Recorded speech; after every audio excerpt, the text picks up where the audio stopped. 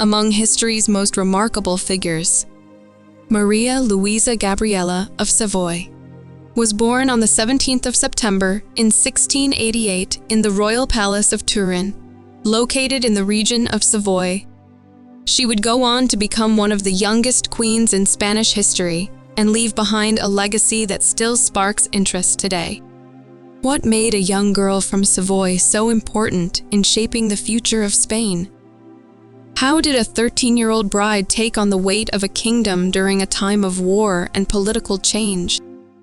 Please watch my full video until the end, and don't forget to like, share, and subscribe. Please make sure to share it with your friends. Thank you. Now, let us dive into the full story. Maria Luisa Gabriella came from a powerful royal family. Her father, Victor Amadeus II, was the Duke of Savoy, a ruler with strong political ties across Europe. Her mother, Anne-Marie of Orleans, was the youngest daughter of Philippe, Duke of Orleans, and Princess Henrietta of England. These family connections tied Maria Luisa to both the French and British royal houses, making her a valuable figure in European politics. As a child, she was known for being smart, playful, and full of life. She received an excellent education and grew up close to her older sister, Maria Adelaide. That sister would later marry the Duke of Burgundy, who was the grandson of King Louis XIV of France. From the beginning, Maria Luisa's life was surrounded by royal expectations and high hopes. Her childhood shaped her into someone ready to face the duties of a queen, much earlier than anyone could have imagined. Maria Luisa Gabriella of Savoy was born into a world where royal bloodlines were seen as tools of diplomacy. As the third daughter and second surviving child of Victor Amadeus II and Anne-Marie of Orleans, her upbringing was rooted in both duty and privilege. From her earliest days, she was surrounded by wealth, power, and the expectations that came with being part of Europe's most respected families. Her father, Victor Amadeus II, was not just the Duke of Savoy, he was also a man with grand ambitions. He hoped to secure a stronger position for his family within the shifting politics of Europe. Maria Luisa's mother, Anne-Marie, had deep ties to France and Britain. Her father was Philippe, Duke of Orleans, the younger brother of King Louis XIV of France, and her mother was Princess Henrietta of England, daughter of King Charles I. This rich family background gave Maria Luisa a link to nearly every major European court of the time. Growing up in the royal palace of Turin, Maria Luisa lived a life of comfort and refinement. She studied languages, history, and the arts, preparing for a life that would likely involve diplomacy and leadership. Even as a child, she stood out for her quick thinking, charm, and curiosity. She often spent time with her sister, Maria Adelaide, who would later become the wife of Louis, Duke of Burgundy. The two sisters shared a close bond that lasted even after marriage pulled them into different courts. These early years helped form the foundation of the queen. She would become clever, confident, and willing to carry responsibility far beyond her age. As Europe prepared for the struggles of succession and shifting alliances, Maria Luisa Gabriella of Savoy found herself at the center of it all. In the early months of 1701, Philip, Duke of Anjou, had just become King Philip V of Spain. He was the grandson of King Louis XIV of France and the chosen heir to the Spanish crown after the death of Charles II, who had no children. But because Philip was French, many in Spain questioned his right to rule. To secure his position, he needed a strong marriage alliance, and Maria Luisa Gabriella was the perfect choice. Their connection was more than just political. Maria Luisa and Philip were second cousins, both descended from King Louis XIII of France. With the blessing of King Louis XIV, Philip formally requested Maria Luisa's hand in marriage. At just 12 years old, she was betrothed to the 17-year-old king in a ceremony held by proxy on the 12th of September, 1701, just 5 days before her 13th birthday. She traveled from Savoy to Nice and received a blessing from Pope Clement XI, who presented her with the golden rose, a symbol of honor and favor. A few days later, she journeyed to Barcelona by sea, where she was welcomed into Spain. The official wedding took place on the 2nd of November, 1701. Despite their young ages, Philip quickly developed a deep emotional connection with his new bride. He depended on her companionship and refused to be apart from her, even at night. From the very beginning of their marriage, it was clear that Maria Luisa would become not only his queen, but also one of his most trusted influences. When Maria Luisa Gabriela of Savoy arrived in Spain as a young bride, she entered a world very different from the one she had known in Savoy.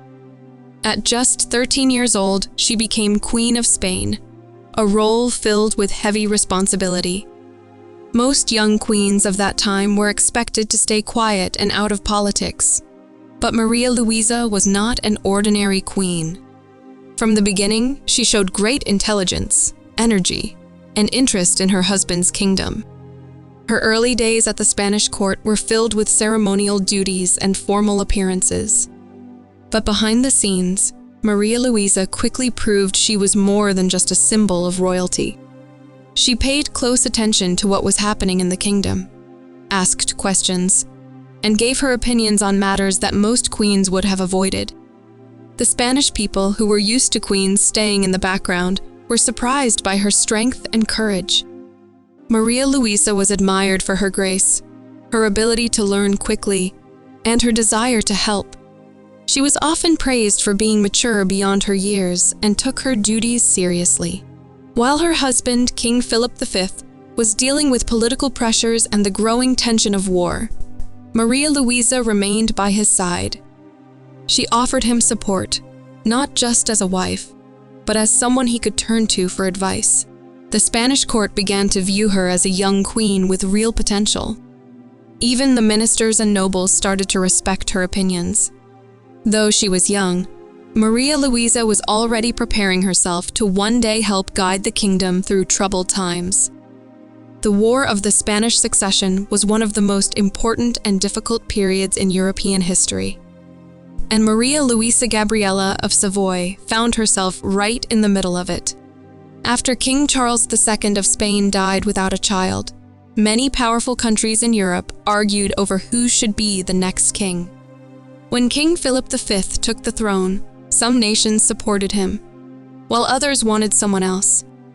This led to a long and violent war starting in 1701. Maria Luisa was still only a teenager, but she was deeply aware of the danger Spain faced. Her marriage to Philip was meant to strengthen Spain's ties to the House of Savoy and France, but even that could not stop the conflict from growing. As queen, she stood beside her husband and became more than just a figurehead. She became a voice of calm and confidence during uncertain times. Though she was not a military leader, Maria Luisa understood the importance of morale. She supported the war effort by encouraging nobles and cities to contribute money and supplies. She met regularly with important advisors and worked behind the scenes to help keep the country stable. Her calm presence and strong will became a source of hope for many. While King Philip V traveled across the country and fought to protect his crown, Maria Luisa kept the royal court united. Her actions during this time showed the world that leadership is not just about age or experience. It is also about heart, courage, and a sense of duty. In a time of fear and confusion, her steady hand helped Spain hold on through the storm. In the year 1702, just 1 year after her marriage, King Philip V had to leave Spain to lead his army in Naples during the ongoing War of the Spanish Succession. During his absence, Maria Luisa Gabriela, only 14 years old at the time, was placed in charge as regent. This meant she would rule in his place. While he was away, a rare and serious responsibility for someone so young. Many in the royal court were unsure whether she could manage such a heavy role. But Maria Luisa quickly proved them wrong. From Madrid, she led with determination and clarity. She personally reviewed reports, met with ministers, and gave orders to keep the government running. She demanded that complaints from citizens be taken seriously and made sure solutions were found. Her hard work and long hours became a symbol of dedication that impressed both the public and the nobles. One of her biggest concerns during this time was to keep the Duchy of Savoy from joining Spain's enemies. Though she could not stop Savoy from switching sides, her strong diplomatic efforts won her respect from other European courts. She also helped reorganize the Spanish council, called the Junta, and inspired wealthy nobles and cities to donate money to the war effort. Maria Luisa's leadership made a real difference. People in Spain began to see her not just as a young queen, but as a true ruler. Even when her husband returned, many continued to admire her strength and intelligence. Her time as regent showed that she had both the heart and the mind to lead a nation, even in its most difficult times. While Queen Maria Luisa Gabriella of Savoy proved herself as a capable leader, life inside the royal court was far from simple. Behind the grand walls of the palace, politics, jealousy, and hidden alliances often shaped decisions just as much as laws or armies. One of the most powerful and controversial figures in the Queen's life was Marie-Anne de la Tremoille, known as the Princess des Ursins. The Princess des Ursins was chosen as the Camerera Mayor de Palacio, or Chief Lady-in-Waiting. This position allowed her to be constantly at the Queen's side during meetings, private moments, and even while dressing and undressing. Over time, she gained enormous influence over both the Queen and the King. Because Philip V shared a bedroom with Maria Luisa and rarely left her side, the princess often found herself close to him as well. She took advantage of this position to shape decisions, build alliances, and control who had access to the royal couple. The princess's presence caused tension within the court. Many nobles and advisors felt she held too much power and used it for her own benefit. In 1704, King Louis XIV of France, who kept a close eye on the Spanish court, ordered that she be removed and sent into exile. This sudden move deeply saddened both Maria Luisa and Philip, who had grown to trust her.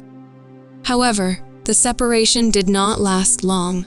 Just 1 year later, in 1705, the Princess des Ursins returned to Madrid. Her comeback brought comfort to the Queen and stirred whispers of renewed intrigue. Through it all, Maria Luisa remained focused, balancing personal loyalty with her duties as Queen. The marriage between Maria Luisa Gabriella of Savoy and King Philip V of Spain was more than just a political arrangement. It was a true partnership built on deep emotional connection. From the very beginning, Philip was completely devoted to his young wife. Though he was 5 years older than Maria Luisa, he relied on her not just for companionship, but for strength and guidance in both his personal life and as king. Philip V had strong religious beliefs and a shy personality.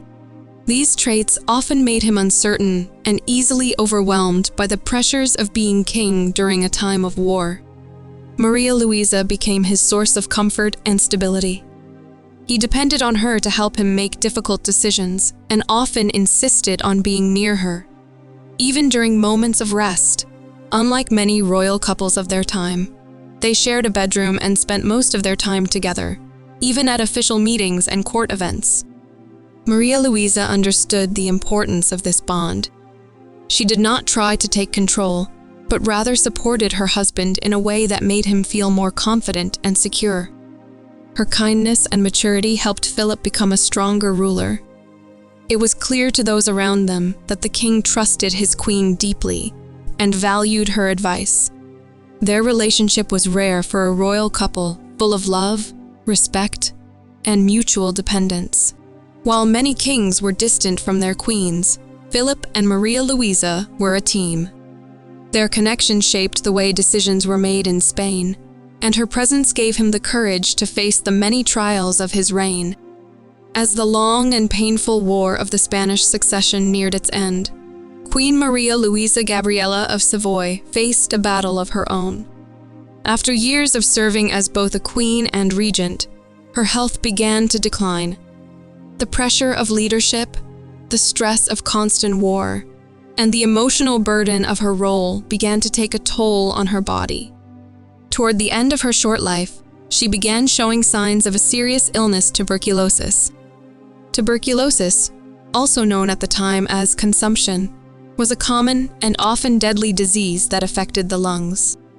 Slowly, it began to wear her down. Despite her worsening condition, Maria Luisa continued to perform her royal duties with grace. She remained active in court life and continued to support her husband, though those closest to her could see she was growing weaker each day. Even as her strength faded, she tried to hide her suffering.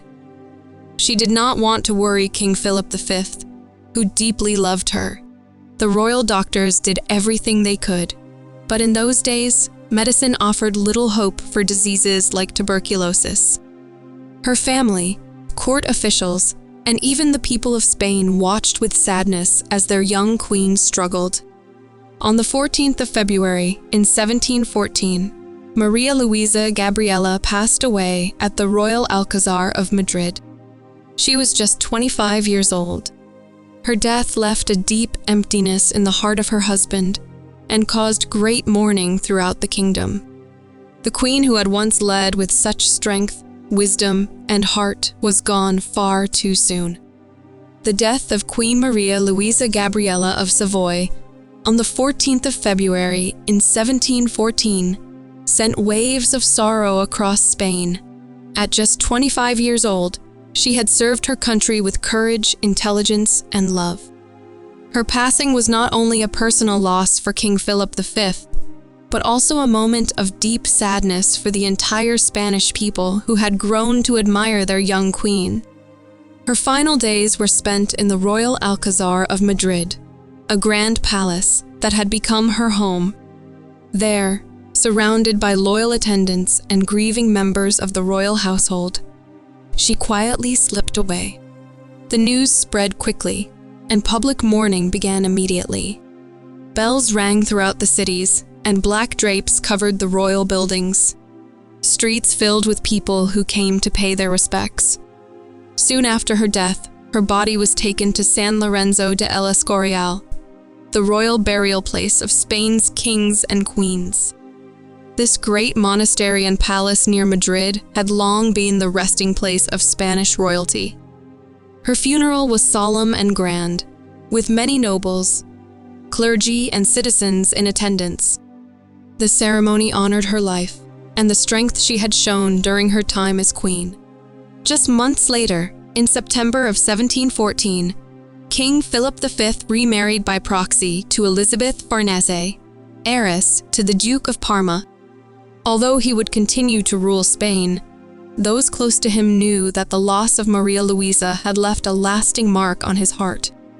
Her short life, filled with duty and devotion, ended too early, but her memory lived on in the hearts of those she had served. Although Queen Maria Luisa Gabriela of Savoy died young, her legacy continued through the children she left behind. She gave birth to 4 sons during her 13-year marriage to King Philip V of Spain. Of these 4, 2 would go on to rule Spain as kings. Her first son, Louis, was born on the 25th of August in 1707. He later became King Louis I of Spain, though his reign was short and ended with his death in 1724. Her 4th son, Ferdinand, was born on the 23rd of September in 1713 and became King Ferdinand VI of Spain. His rule brought a period of peace and progress to the country. Sadly, Maria Luisa's other 2 sons, both named Philip, died young, one in infancy and the other during early childhood. While none of her sons left behind descendants, the mark Maria Luisa left on Spain through them was still important. Her guidance and care during their early years helped shape their future roles as rulers. even though she was not alive to see them lead the country. Her influence could be felt in the values they carried. Her legacy lived not through generations of descendants, but through the example she set as a queen and a mother strong, wise, and deeply committed to her country. Maria Luisa Gabriela of Savoy may have lived a short life, but her impact on history was lasting and meaningful. At a time when queens were often expected to remain silent and invisible, she stood out as a young woman who led with purpose, intelligence, and heart. From her earliest days as queen, she stepped into roles that demanded strength far beyond her years, serving as regent, guiding political decisions, and offering support during one of Europe's most challenging wars. Her reign took place during the War of the Spanish Succession, a time when Spain was at risk of falling apart. Yet Maria Luisa held the court together, brought confidence to her husband, and comfort to a country filled with uncertainty. Her leadership as a teenager amazed those around her. She earned the respect of powerful ministers, foreign ambassadors, and the Spanish people, many of whom saw her as a beacon of hope. Though her time as queen ended with her untimely death in 1714, her memory lived on. She proved that age did not define leadership, and that a young queen could have the wisdom and bravery to guide a nation. Today, Maria Luisa Gabriela of Savoy is remembered as one of Spain's most beloved queens. Her life reminds us that true greatness can shine even in the shortest span of time. Her story is one of courage, love, and quiet strength, qualities that continue to inspire centuries later. Thank you very much for watching.